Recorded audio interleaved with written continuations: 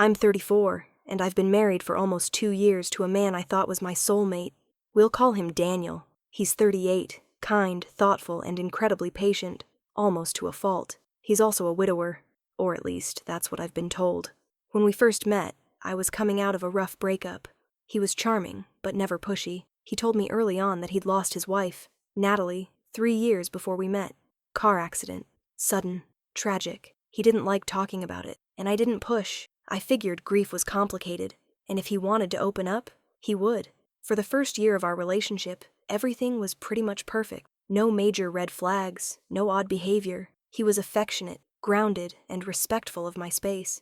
The only time things ever got slightly strange was when I asked questions about his late wife. He would shut down completely, not angry, just withdrawn, like he was rewinding into himself. After a while, I stopped asking. When we got engaged, his family seemed thrilled, especially his mother. She said she'd never seen him so happy. His father, not so much. He was polite but distant. I chalked it up to personality. Now here's the thing. I never met anyone from Natalie's side. No friends, no family, not even a photo. Every trace of her was gone from Daniel's house. He said he'd gotten rid of most of it for his own healing. He claimed her family had moved abroad and weren't in contact anymore. Again, I didn't question it. I trusted him. And then something happened last month that I haven't been able to stop thinking about. I was cleaning out the attic, something Daniel never did, and tucked behind a stack of old books was a shoebox. Inside were a few envelopes, letters mostly, but also a photo. It was the first time I'd ever seen Natalie's face. She was stunning. Long, dark hair, a dimpled smile, soft eyes. But what caught my attention wasn't her appearance. It was that I recognized her, not from a photo, from real life. I'm almost certain I saw her last winter at a bookstore downtown. I even remember thinking she looked familiar, but I'd chalked it up to a random face in a crowd. Now I wasn't so sure. The letters were odd, too. None of them were signed. Just short notes like, "Missed you today, be careful," and "It's not safe yet, wait." No dates, nothing concrete, just enough to freak me out. When I brought the box downstairs, Daniel turned pale. He told me they were old grief letters he'd written to himself and accidentally kept. He asked me not to read them again and tossed the box into the fireplace without even opening it. I didn't argue, but I didn't stop thinking about it either. And that's when I started digging. After that night, things between us were normal, at least on the surface. But something had shifted. I couldn't shake the feeling that I'd stepped on something I wasn't supposed to find. That shoebox was gone, but the unease it left behind stayed with me. I started noticing things I hadn't paid attention to before, like how Daniel never let me into his home office. Not once in the 2 years we'd been together. He said it was just his private space, and I respected that. But now it felt strange, too private, secretive. And then there were the late-night phone calls. He always stepped out to take them, always short, always whispered, and every time he came back, he looked different, tense, distracted. I asked once who he was talking to, and he told me it was a client. He's in real estate, so it wasn't that weird. But the pattern continued for weeks, almost every other night around the same time. One night I couldn't sleep and decided to follow him quietly when he got a call. He walked out to the backyard and paced for a while, phone pressed to his ear. I couldn't hear everything, but I caught something that froze me in place. He said, "I told you to stop going into town. Someone's going to recognize you." Didn't hear the rest. I tiptoed back inside and pretended to be asleep when he returned. He didn't say a word, just climbed into bed like nothing happened. But my heart was racing so loud, I thought he could hear it. The next morning, I tried to act normal. I made breakfast, kissed him goodbye, and told him I was heading to a yoga class. I wasn't. I drove straight to the bookstore where I thought I'd seen Natalie that day last winter, and I asked the owner if she had a regular customer who looked like the woman in the photo I secretly took from the shoebox before Daniel burned it. The owner's eyes widened immediately. She said yes. The woman comes in every couple of weeks, always wears a hood or sunglasses, keeps to herself, pays in cash, very polite but quiet. She remembered because the woman always bought the same type of books, thrillers, nothing else. I asked if she'd seen her recently. She said just last week. That was when everything clicked. If Natalie is really alive, then who is Daniel? And what the hell have I gotten myself into? That night, I couldn't sleep. My mind was running in circles.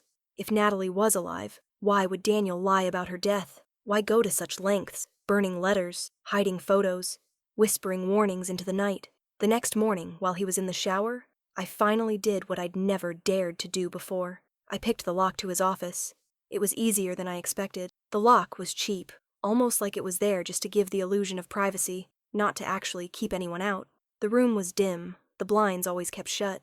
Everything was too neat. No dust, no clutter, just a desk, a locked filing cabinet, and a single shelf lined with real estate books. The only personal item was a framed photo of his parents from what looked like decades ago. I went for the filing cabinet first, locked, but when I tugged at the bottom drawer, it gave just a little. Not enough to open, but enough to feel that it hadn't latched properly. I wedged a ruler under it and pried it just enough to peek inside. There were files, stacks of them, some labeled with property names, others just with numbers. Nothing made sense, until I saw one that had my name on it, my full name, printed neatly, and inside, every piece of paperwork related to me that I'd never given him. Old pay stubs, my lease agreement from 5 years ago, a copy of my college degree, even a printout of my emergency contact list from an old job application. It didn't stop there. There were photos, too, of me, some from years ago, photos I never took. One looked like it'd been taken through a restaurant window. Another was me getting into my car outside an apartment I'd been in since 20. My stomach dropped. I backed away, closed the drawer as quietly as I could, and left the office like nothing happened. Locked the door behind. My hands were shaking so badly I could barely the key. Daniel came to the shower, kissed me like nothing, forced a smile. Had to, but inside I was unraveling. He'd been watching me long before. Random, it wasn't random. And now I was starting to wonder if he was really the one who disappeared, or if Daniel was the one who made her disappear. For the next 2 days, I played the role. I smiled. I laughed at his stupid jokes. I kissed him goodbye like a loving wife. But inside, I was spiraling. Every time he touched me, I felt like I was being handled by a stranger. I couldn't eat, could barely sleep. I kept waking up in a cold sweat, half expecting to see Natalie's face staring at me from the dark corner. I needed answers, but I couldn't confront him. Not yet. Not when I still didn't know the whole truth. So I went back to the... This time, I brought a photo of Natalie printed when I'd swiped before. The same woman the owner had recognized. I asked her to call me the next time she saw her. I told her I believed the woman might be in trouble. I didn't go into detail. I just said she might need help. The owner agreed, said she'd seen her twice more since our last conversation. Always in a rush, always looking over her shoulder. Later that night, I checked Daniel's phone while he was in the shower again. He had a lock on it, but I knew the passcode. It was our wedding anniversary. He probably thought that was romantic. I thought it was stupid. There weren't any suspicious messages, no texts, no saved numbers that stood out. But his call logs were wiped. Clean. No recent calls. No missed ones.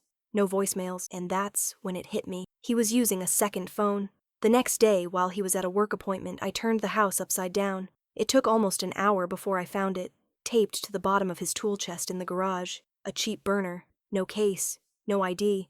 It was locked with a pin I didn't know. I was one wrong guess away from locking it out completely, so I stopped trying. But I didn't put it back. I hid it in my purse and left. I went straight to a tech repair shop and paid cash to have it unlocked. The guy working there didn't ask too many questions, said he'd have it ready by tomorrow. When I got home, I told Daniel I wasn't feeling well. He didn't ask many questions, just said to get some rest. I used that time to retrace something only half remodeled house he meant. Said it belonged to a friend out of state. Keys to check on never took me. I remembered one's name. It took me a little white lie to a real estate office. I told them I was interested in buying and heard it might. They gave it up without hesitation. The house was at the end of a gravel road. No neighbors. No lights. Just trees and silence. I parked across the street and waited. 30 minutes later, a woman stepped out of the house. I didn't need to see her face. I already knew who it was. Natalie. Alive. I didn't move. I didn't breathe. I just watched her from the safety of my car, heart hammering like it was trying to break through my ribs. Natalie looked normal, not scared, not trapped, just like someone stepping out for a walk. She wore a hoodie, headphones, and carried a canvas tote full of what looked like books. Probably the bookstore run again. She paused to lock the front door, glanced around, calm, casual, and started down the path toward the main road. I waited until she was gone before approaching the house.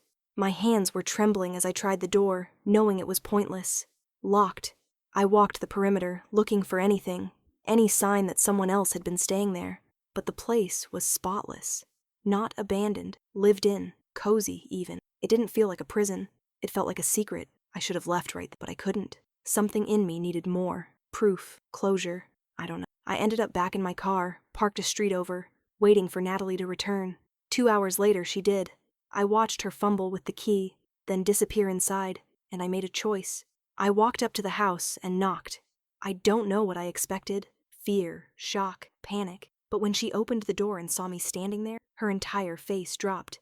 Not in fear, but in disbelief. Her eyes flicked around like she wasn't sure if this was a dream or she didn't say a word. Neither did I. I just looked at her and whispered, "You're alive." She hesitated just a split second, then she nodded and quietly led me inside. What she told me next changed everything. She wasn't dead. She'd never been in a car accident. The entire story Daniel had told, her tragic, untimely death, was a lie, a cover, because she had been the one to run. We sat in the tiny living room, the silence between us so heavy, it made the walls feel like they were closing in.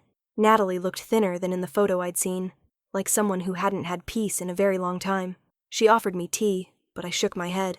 I just needed the truth, and she gave it to me. She'd been with Daniel for 6 years, married for 3. In the beginning, he was the dream husband, attentive, loving, generous. But slowly, that love became control. He started tracking her spending, isolating her from friends, watching her every move, gaslighting her when she questioned anything. The tipping point came the night he accused her of cheating because she smiled at a waiter. She said that night he didn't hit her, but the way he stood over her, hands clenched, voice low and cold, something in her broke. She saw what was coming next, and she knew if she didn't leave then, she never would. So she staged it. The car accident was real, but not hers.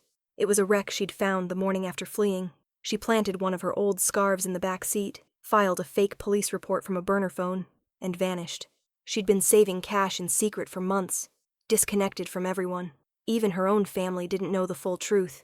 They were told it was an identity theft incident that went too far. She told them to let it lie, for their safety and hers. And then, years passed. She changed towns, dyed her hair, became someone else, until she slipped up. She missed books, the feel of bookstores, the quiet. That's where Daniel must have seen her, or someone he paid did. She didn't know he'd remarried. She didn't even know my name. But she told me something that shattered what little I had left. Daniel didn't just lie about her death. He'd been following her. She'd seen him twice, once outside the grocery store, once driving by the house. He never approached, just watched. She never confronted him. She was too afraid. I asked her why she let me in. "Why tell me all this now?" She said, "Because you knocked." That night, I didn't go home. I called the friend I'd confided in before and told her everything. She begged me to go to the police, and I agreed. But I needed one more thing first, the burner phone. I picked it up the next morning from the tech guy. He'd cracked it. I thanked him, took the phone, and sat in my car. It was worse than I imagined. Dozens of text threads, most deleted, but some still intact. Coordinates, photos of me, schedules, when I leave the house, where I shop, what time I go to sleep. He'd been tracking me for months before we even met. He didn't fall in love with me. He chose me. I went straight to the police. Showed them everything, the texts, the files, the lies. They didn't arrest him, not yet, but they took it seriously, opened an investigation, told me to stay somewhere safe. Natalie and I both went dark. I filed for an emergency restraining order and began divorce proceedings the same week. It was fast, cold, efficient, just like he'd been. I never saw Daniel again, but a few weeks ago, a plain white envelope arrived at my friend's house.